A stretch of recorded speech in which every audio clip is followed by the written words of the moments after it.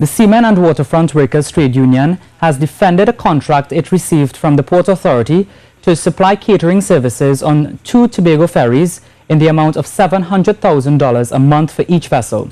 It was claimed that its president, Michael Anisette, was in support of keeping the superfast Galicia because the company which belongs to the union he heads, the SWWTU, provided catering services on the vessel. Speaking during the Joint Select Committee on Land and Infrastructure looking into the procurement of the Ocean Flower 2 and Cabo Star vessels, Mr. Anisette explained the contract was not just for the Galicia, but for the 2 fast ferries, among other things. SWWTU Michael Anisette admitted the company was being paid $700,000 a month to supply catering staff and services for each of the 2 fast ferries. But he said the company went through the proper tendering process to get the contract. It was a public tender. We tendered. We had a right to so do. And I'm not going to apologize to anybody for venturing into a new dynamics in which to make the union more relevant, in which to restructure our organization by going into business. Mr. Anisette said the union set up the company and made a bid in 2010 to prevent the Port Authority from hiring workers from outside the country. We had several retrenchments, and as a consequence, we determined as a business model to do something new and get away from the traditional collective bargaining purposes and entered into business whereby we'll be able to generate revenues, 1, and 2, jobs for our members who have been displaced or who are on the labor market.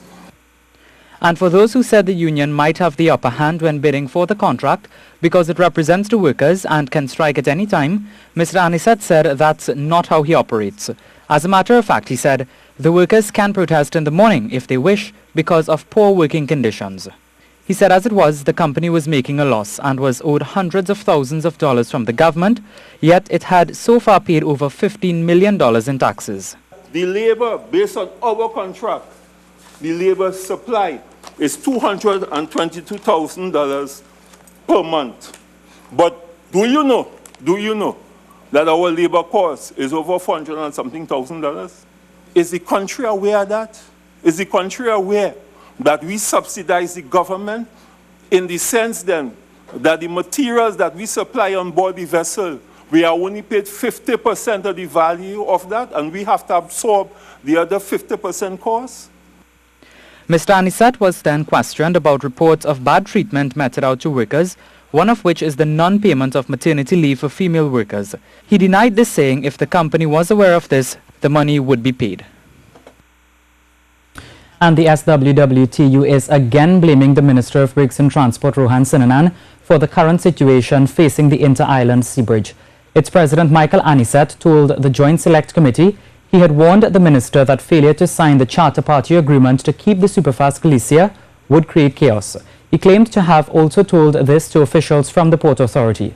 But he said it seemed as though no one listened, and in turn, a Charter Party agreement was signed for a vessel which never arrived in this country.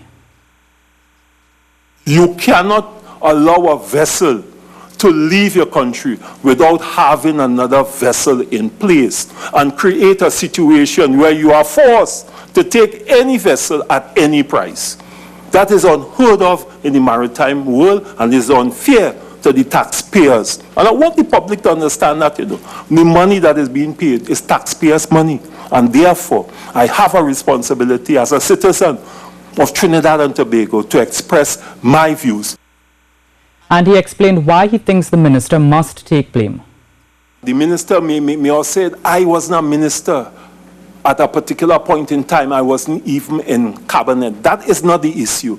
The issue is that the vessel left under your watch. And therefore, if the vessel left under your watch, you should be man enough to take the responsibility for the chaos that the leaving of the Galaxia caused to the people of Tobago in particular.